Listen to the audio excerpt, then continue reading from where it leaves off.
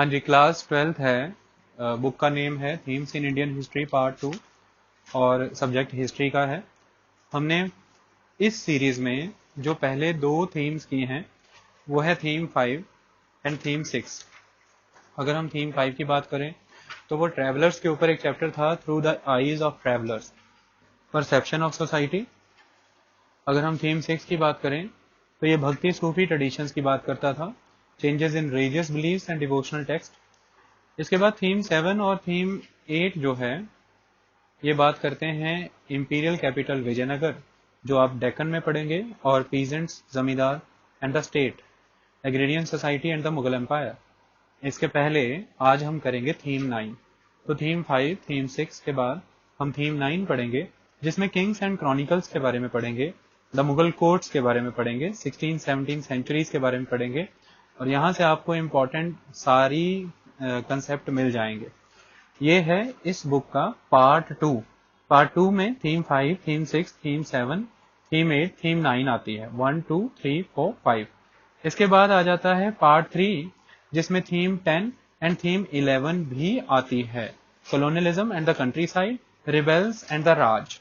Okay, और इसके बाद शुरू हो जाती है नेक्स्ट बुक, जो होगी themes in Indian history part 3। ठीक है जी, आई बात समझ में?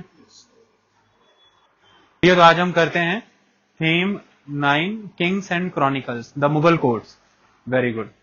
देखिए, जब आप चैप्टर ओपन करेंगे आपको ओपनिंग में ही 1404 में बनी हुई समरकंद के इलाके में तिमूर का मकबरा मिलेगा, मौसोलियम।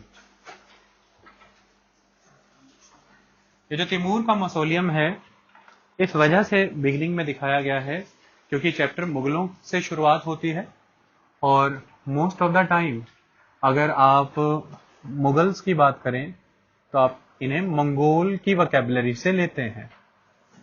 मंगोल से मोगुल आता है, मोगुल से मुगल हो जाता है। कभी भी मुगलों ने खुद को उस लेवल पर मंगोल नाम से पुकारे जाने की कोशिश नहीं की। इवन जो बाबर हुआ करता था वो मंगोल्स को होर्ड ऑफ बारबेरियंस, यानी कि बर्बरता करने वालों का झुंड कह के पुकारा करता था। ये हमेशा खुद को तिमूर से जोड़ते आए हैं, जो कि तुर्किश थे। तो ये खुद को तुर्किश तिमूरिड ब्रांच से कनेक्ट करते आए हैं, और इसलिए तिमूर के मकबरे से ही शुरुआत होती है। आपको ये क्वेश्चन याद रखना है कि तिमूर का मकबरा समरकंद में है, इस बात का हमेशा ख्याल रखना, ठीक है?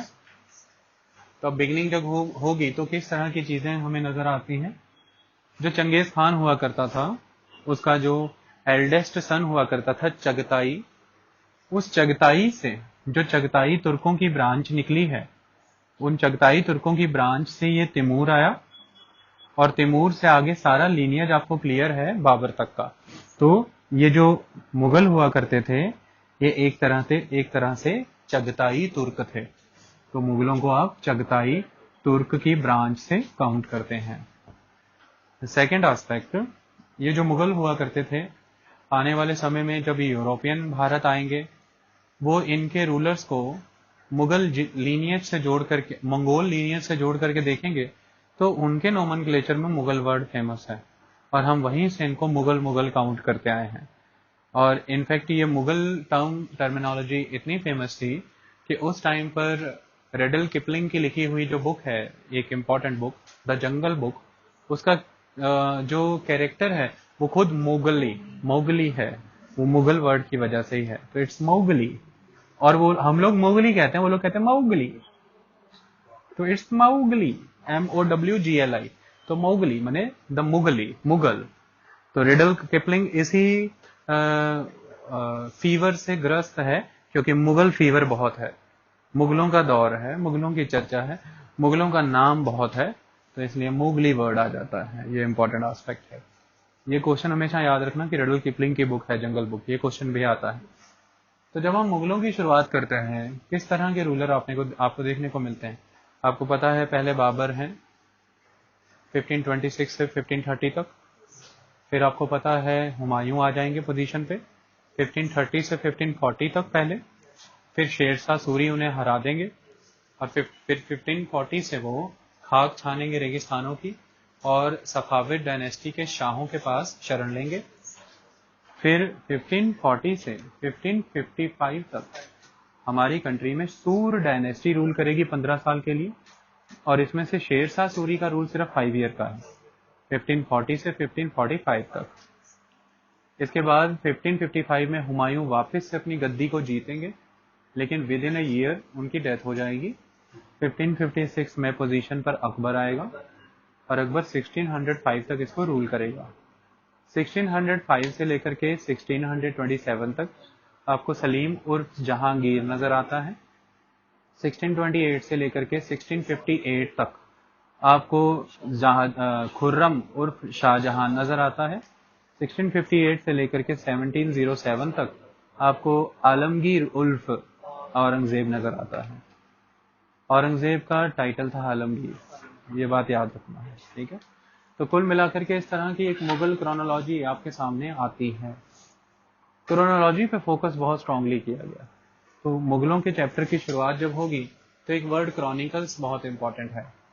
तो क्रॉनिकल्स क्या सिस्टम है, ये भी यूरोपियंस का दिया हुआ वर्ड है। जो मुगल रूलर हुआ करते थे उनकी एक कोशिश ये थी बहुत स्ट्रांग कि वो अपनी किंगशिप को डिवाइन ऑर्डर से कनेक्ट करे, डिविनिटी से। डिविनिटी से कनेक्ट करने के कई सारे रीजंस थे उनके।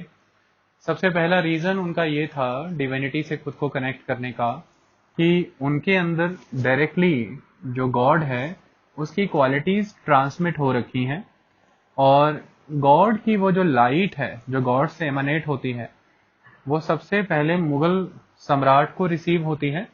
इसकी वजह से मुगल सम्राट में कुछ खास क्वालिटीज आती हैं और उन्हीं क्वालिटीज के थ्रू वो अपनी रैयत को सर्व करता है और रैयत तक गॉड की ये क्वालिटीज ट्रांसमिट होती हैं।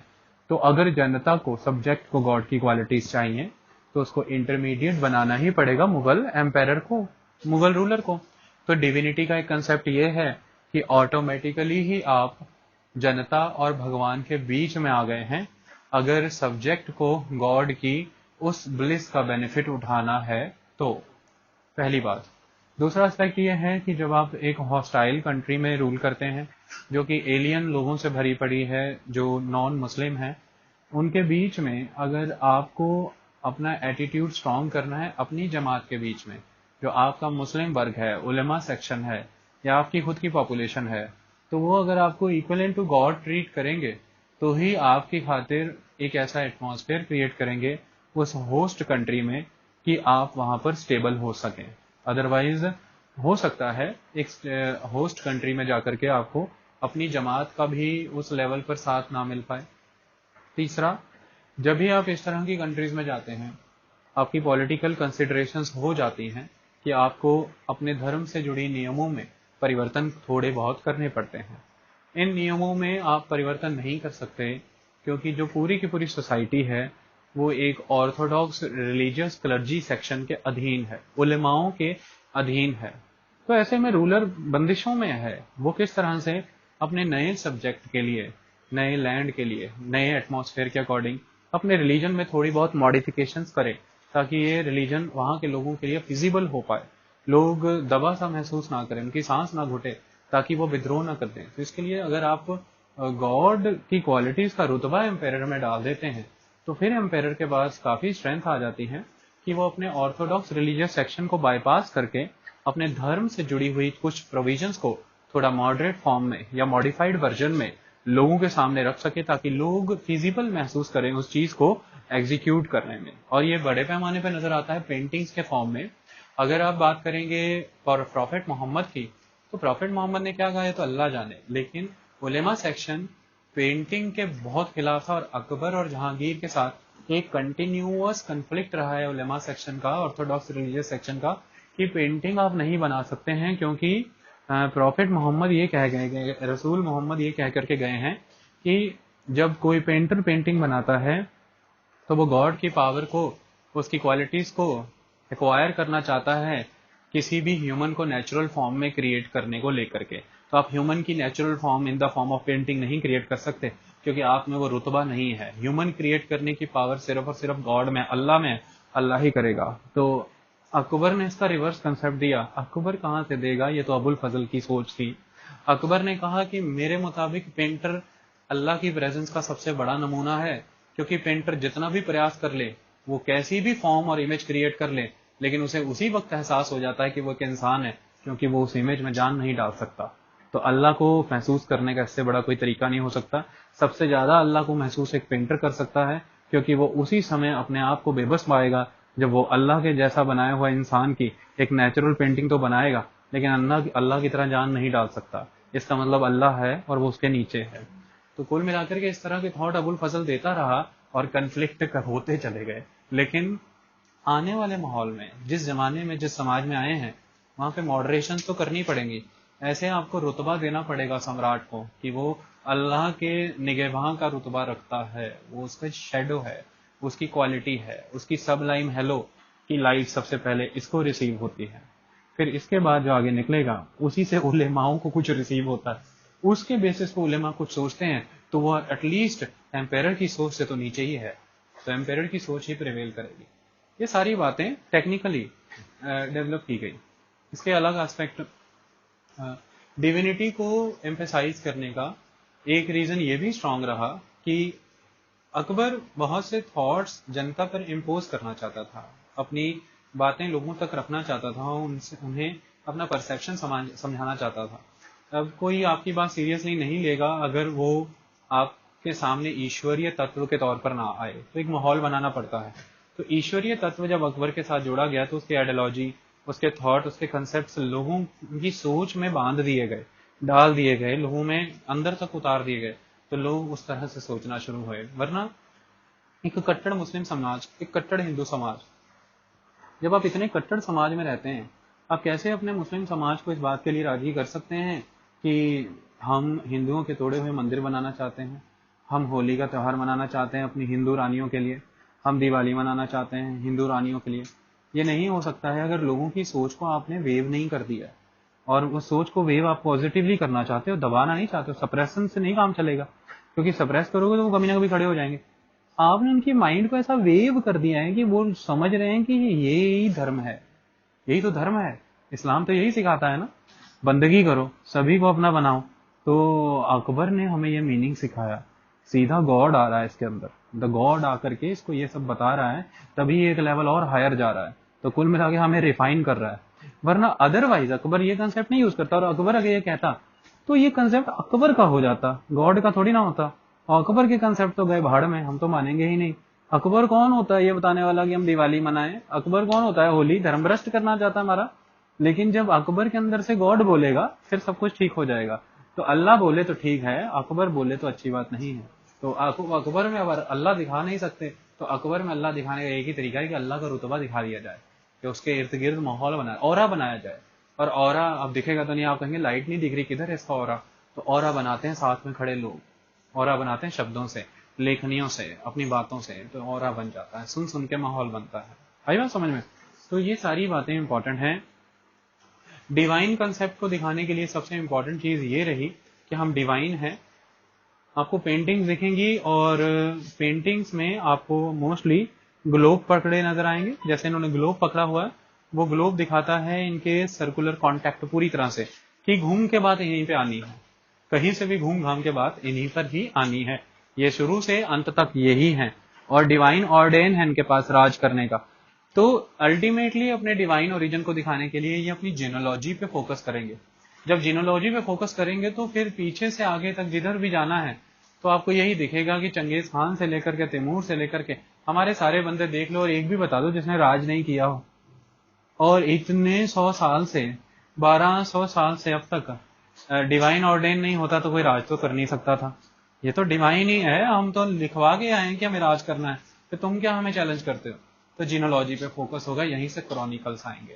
तो क्रॉनिकल्स क्रिएट करने का ये एक पर्पस था कि अपने आप को डिवाइन ओरिजिन से शो करना था, इसलिए इन्होंने क्रॉनिकलर्स रखे। हर किसी के पास क्रॉनिकलर्स थे। अकबर नामा लिखा गया है, ये इंपॉर्टेंट एस्पेक्ट है। शाहजहां नामा लिखा गया है, और आलमगीर नामा लिखा गया है, ये औरंगजेब के लिए लिखा गया है। तो अकबर नामा, बादशाह नामा, ये दो इंपॉर्टेंट बुक्स हैं।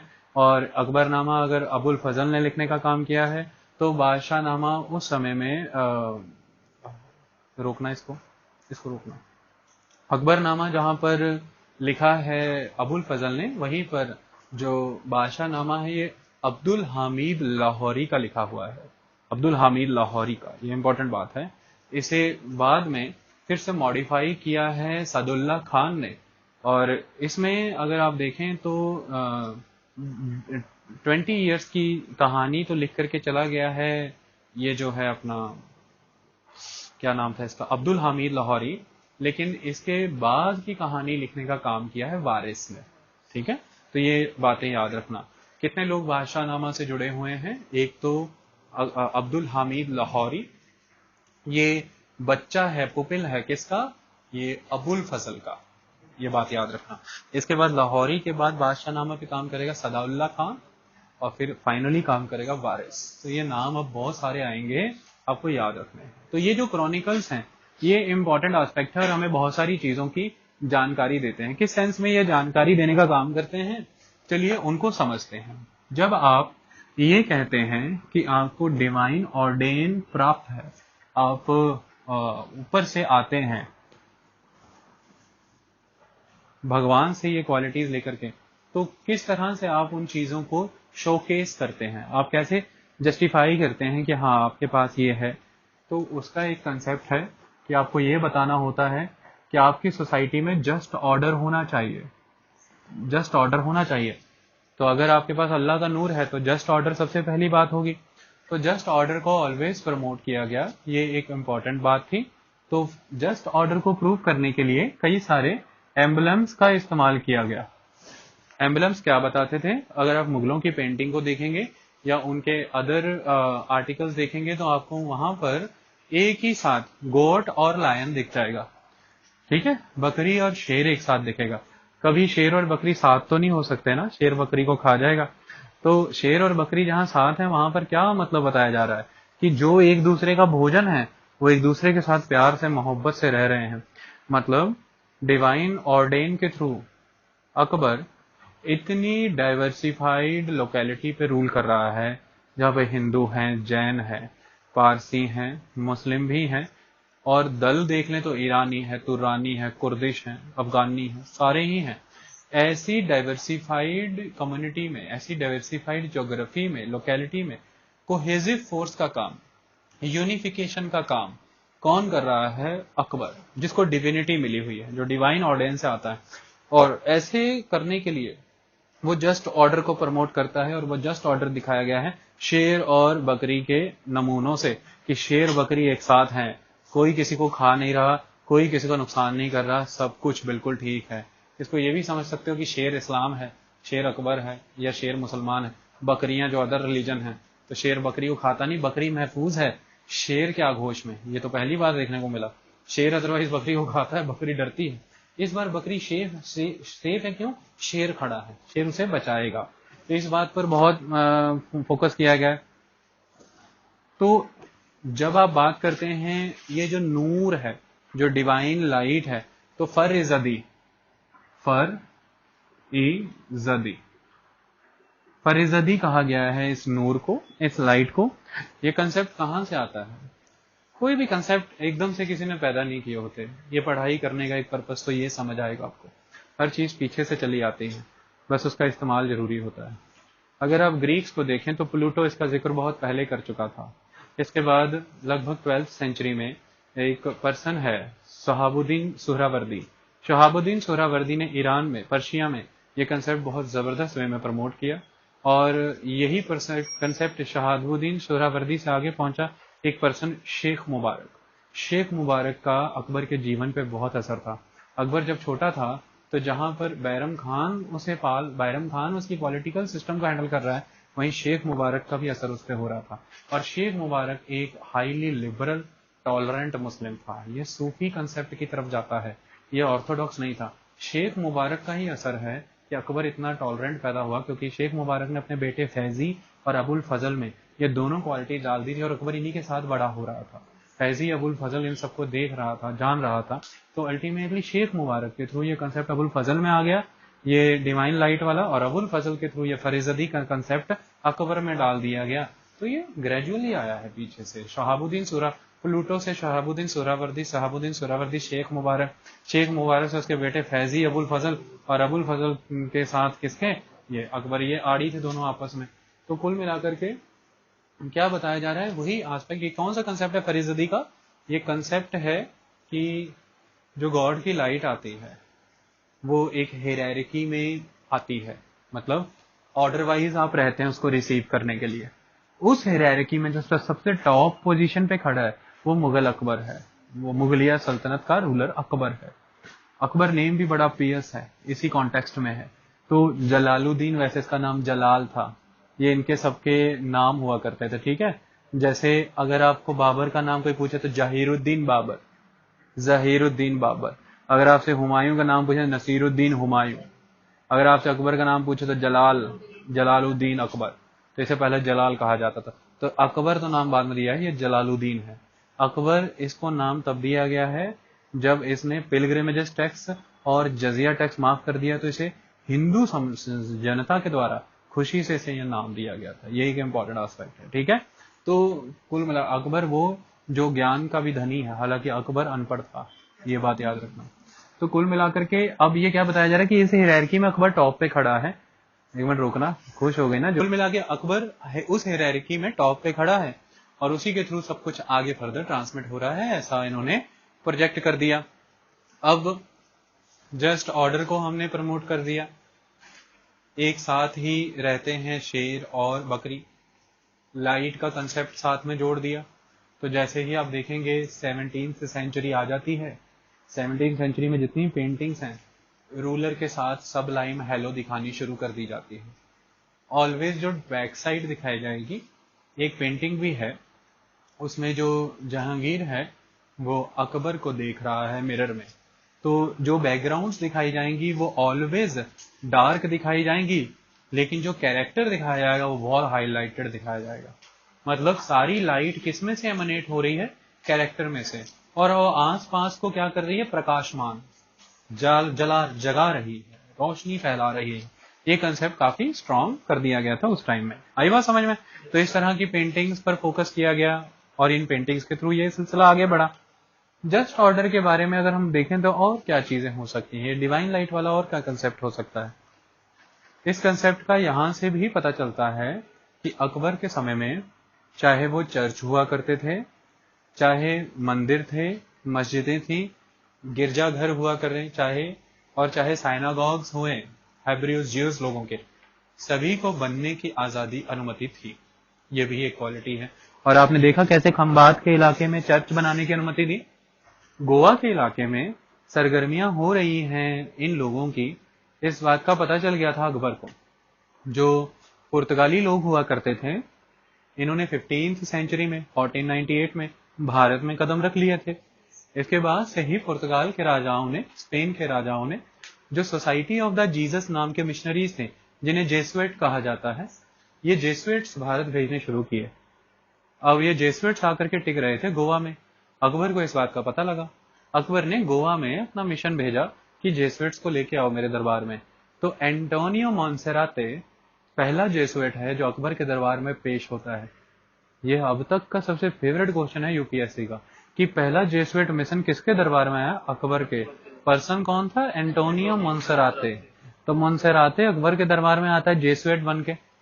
अकबर उसके साथ हर तरह की गिरहा करता है, जिक्र करता है, बातें करता है।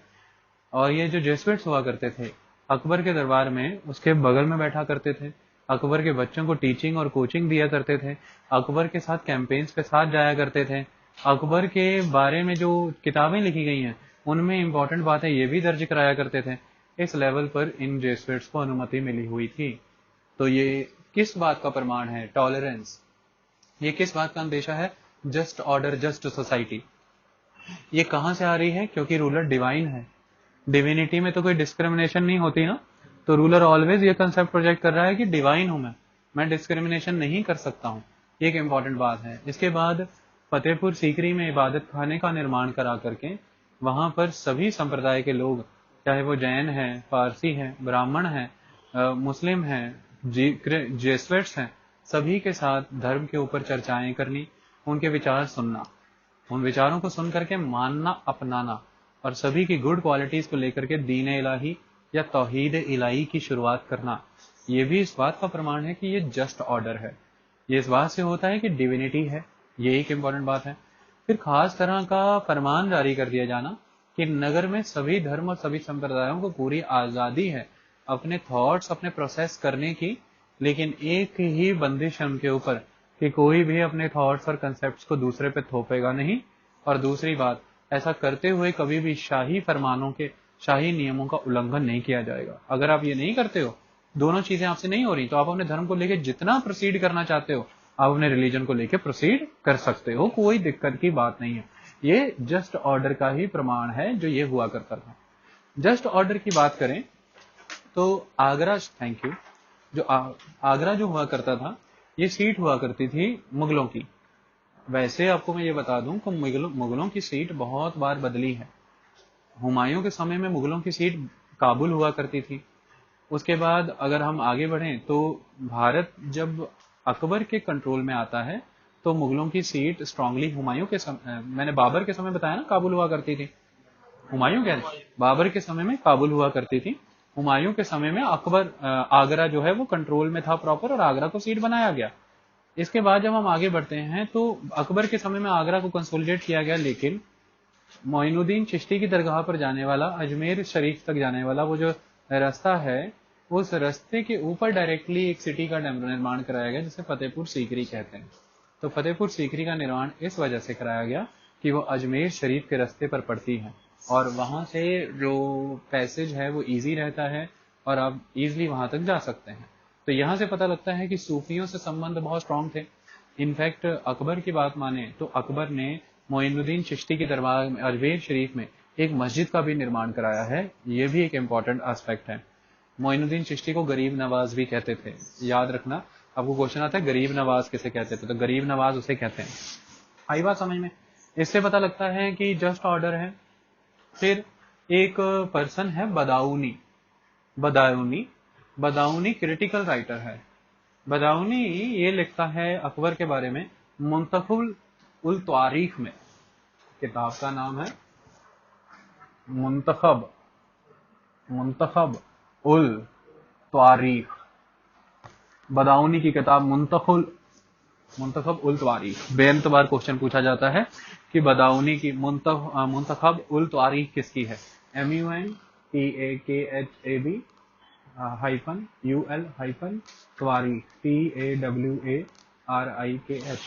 तो ये मुंतखब उल तारीख में बदाऊनी ये बताता है कि अकबर की इन आदतों में से मैं खुश नहीं हूँ।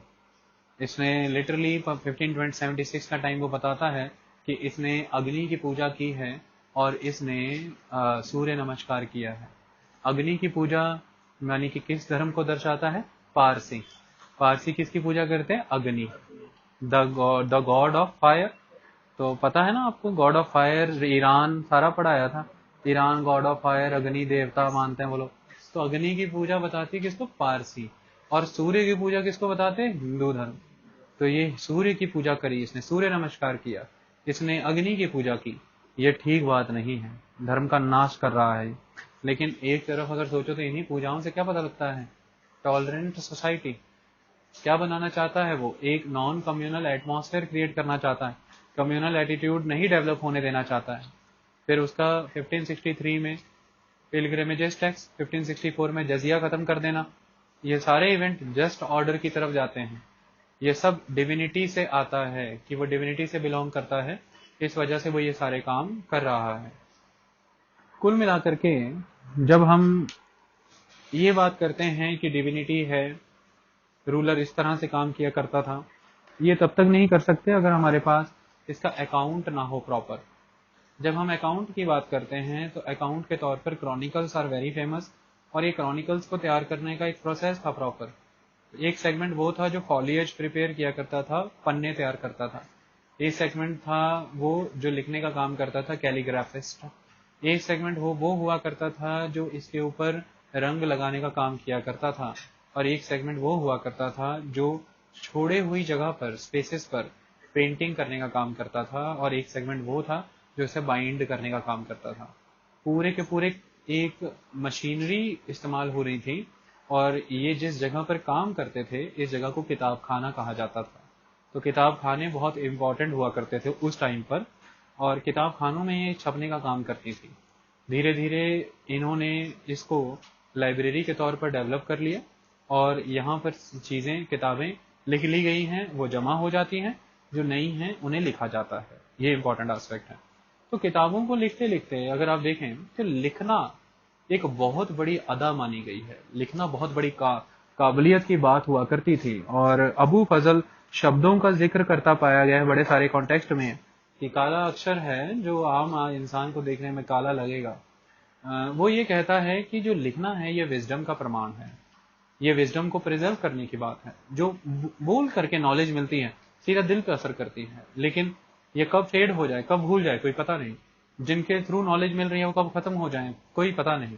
लेकिन लिखी हुई चीजों को आप सदियों से सदियों तक सहेज के रख सकते हैं। ये एक शैलो माइंडेड पर्सन के लिए काला शब्द होगा। अगर जो विजडम ओरिएंटेड पर्सन है वो जब इसके डीप जाएगा तो उसे इसका एहसास होगा कि इसके भीतर क्या है, इन शब्दों के अंदर क्या छुपा हुआ है। तो वो ये बताता है कि ये उजले हुए दिन में काले रंग से हुआ एक प्रकाश है। इस तरह से वो लेखनी को कई चीजों से डिनोट करता आया। इससे पता लगता है कि राइटिंग का महत्व क्या हुआ करता था।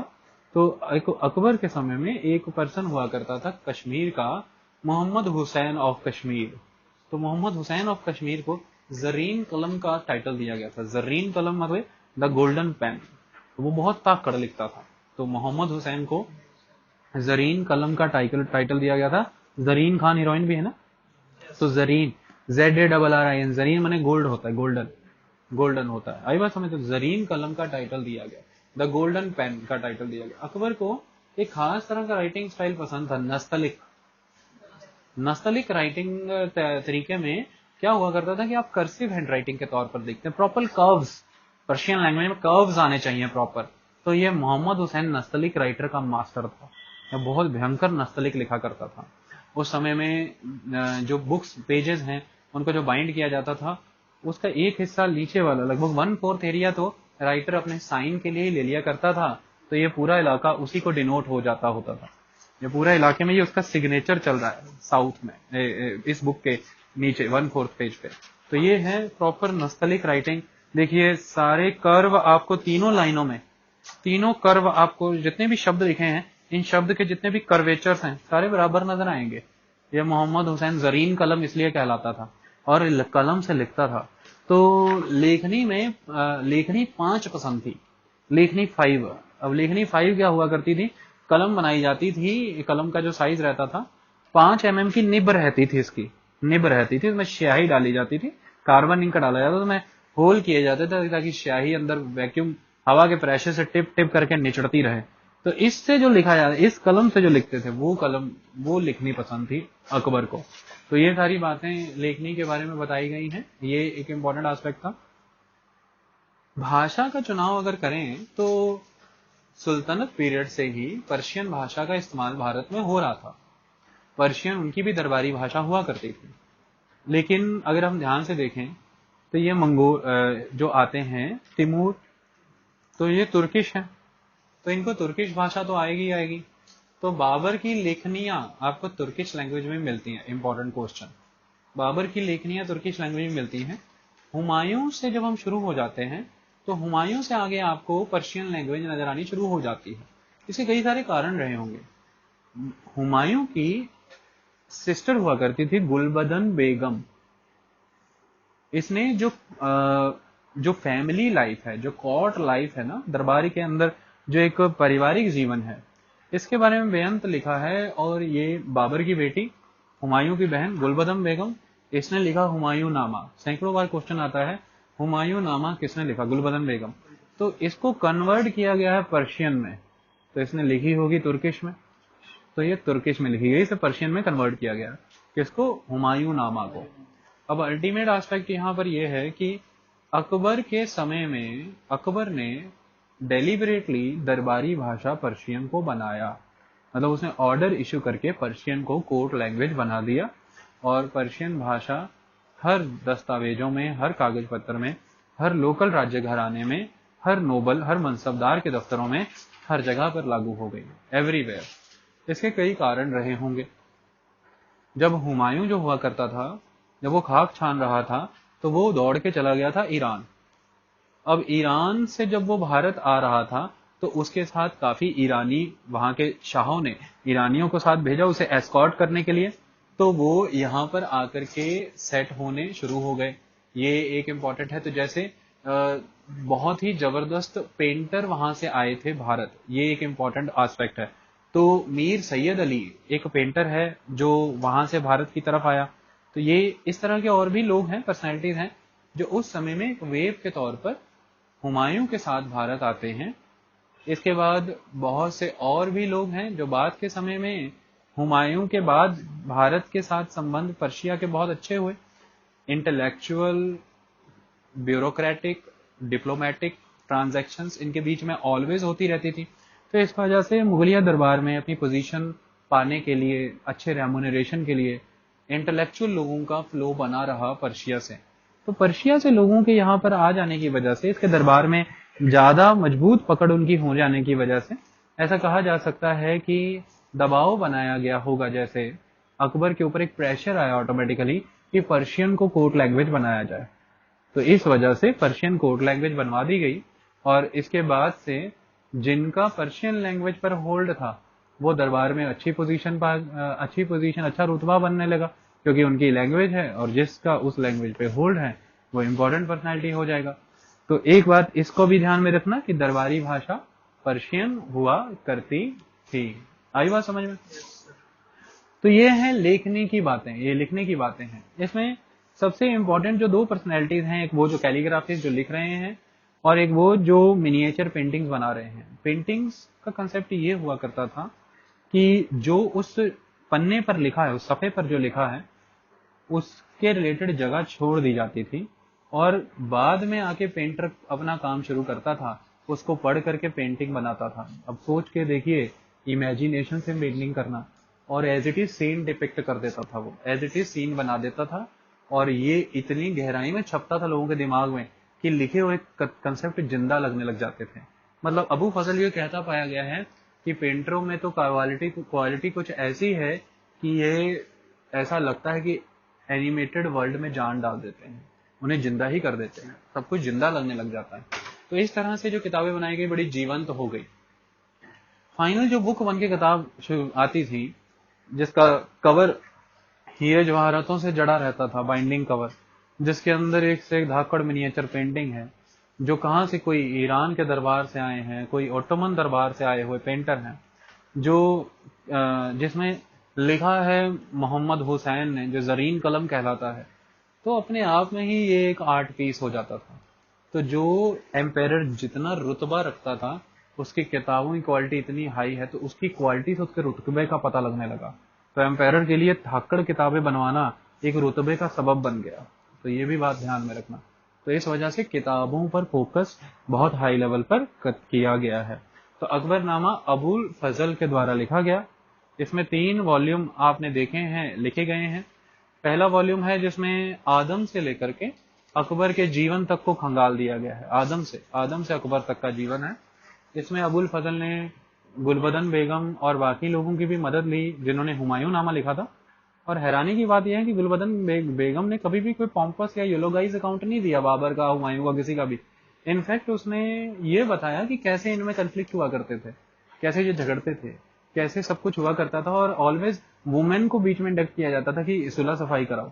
वो बहुत ही जीवंत अकाउंट है। लेकिन अबुल फजल तो सुन रहा है ना, लिखना तो उसे है, वो इसे बहुत यूलोगाइज करके लिखेगा, वो ऐसा डायरेक्टली नहीं लिखेगा।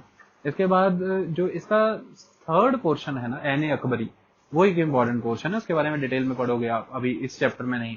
तो कुल मिलाकर के शब्दों को सजाया जाता था, सोने के अंक शब्द भी कई कई बीच में बनाए जाते थे।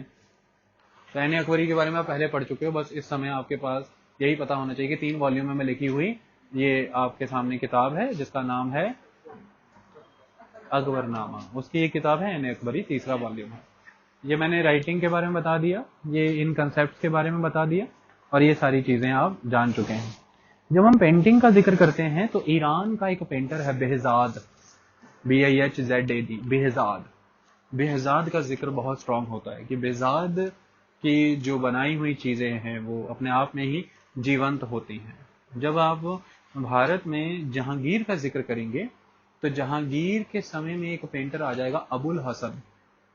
जहांगीर के समय एक पेंटर आ जाएगा अबुल हसन, ये भी बहुत जबरदस्त पेंटर है। फिर एक इसी तरह से एक पेंटर है बसावन। बसावन बसावन भी बहुत तगड़ पेंटर है। तो अबुल हसन है, बसावन है, ये आपको जहांगीर के समय मिल रहे हैं।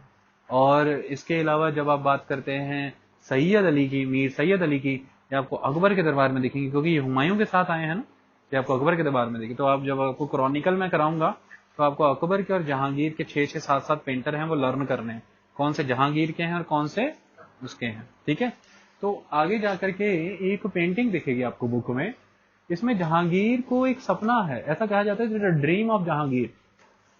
जहांगीर कहता है मुझे सपना है, अबुल हसन बनाओ मेरा सपना। तो अबुल हसन उसका सपना बनाता है। सपने में वो ये क्या दिखाया जा रहा है कि वो मिल रहा है ईरान के शाह के साथ, ईरान के शाह के साथ मिल रहा है। और जब आप इस सपने का डिपिक्शन देखते हैं तो एक बड़ी यूनिक एस्पेक्ट है कि ये दिखाने का प्रयास किया जा रहा है कि सब कुछ इनके बीच में ठीक है, कोई दिक्कत की बात नहीं है, कोई प्रॉब्लम की बात नहीं है। और वहीं पर आपको पैरों में कुछ खास चीजें नजर आएंगी। जो शाह है ईरान का, उसके पैरों में आपको बकरी नजर आएगी, और जो जहांगीर है उसके पैरों में शेर नजर आएगा।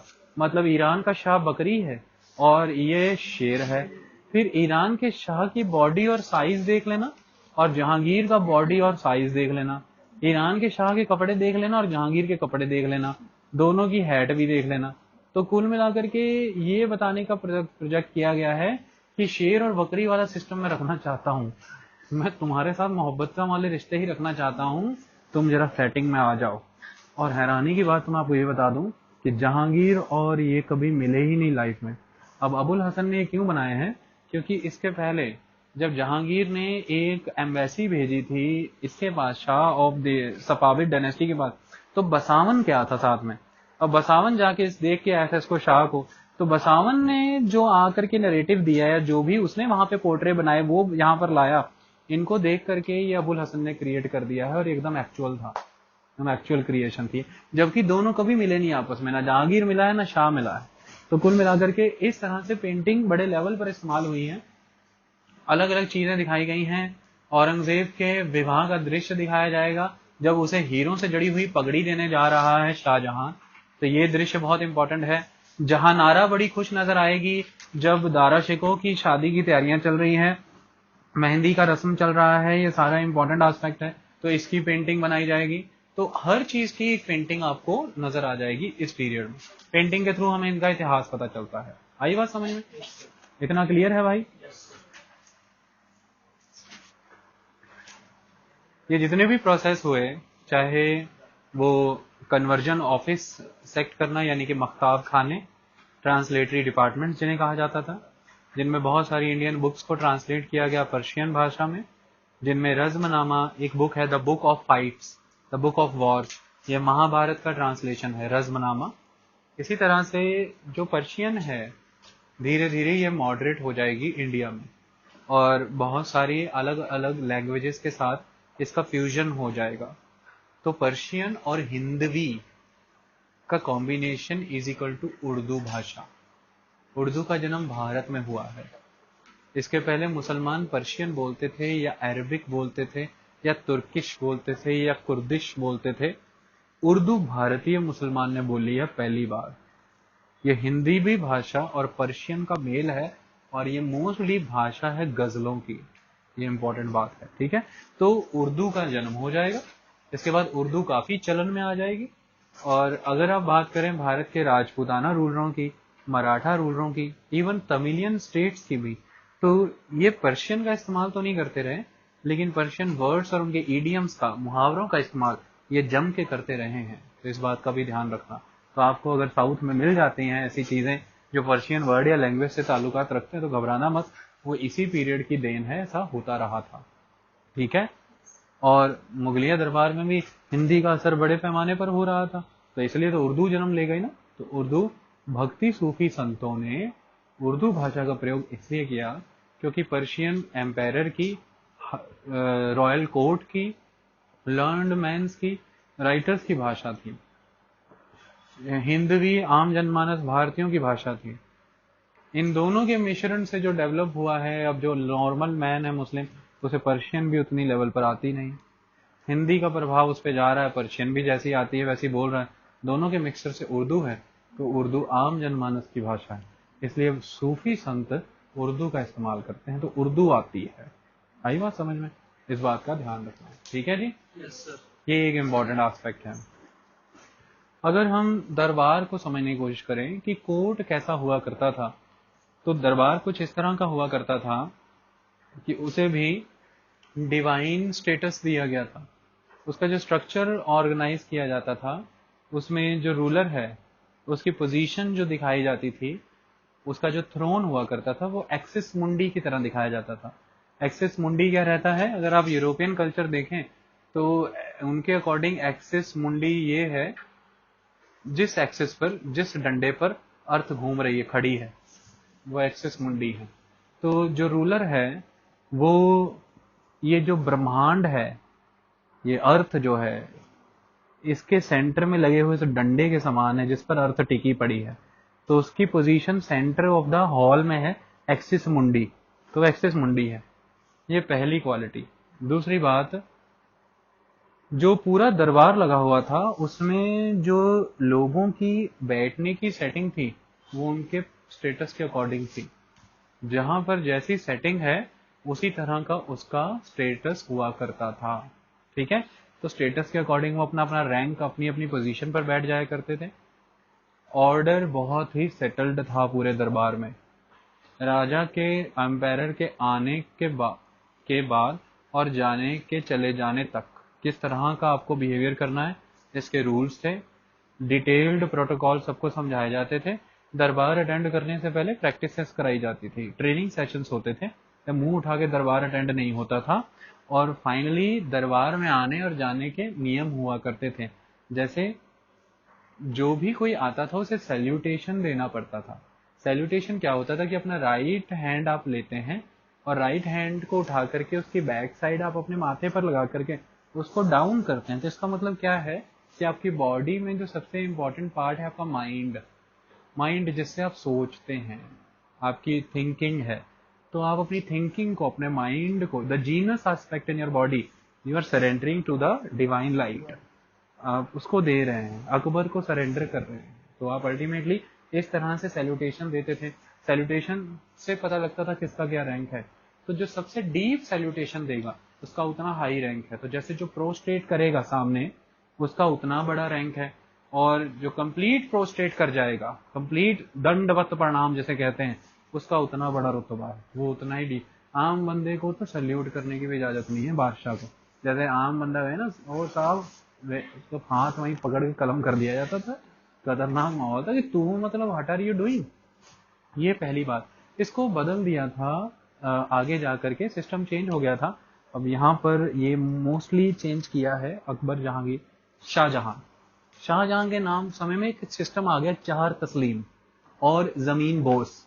तो जमीन बोस मने आकर के जमीन को चूमना, सजदा करना, चूमना।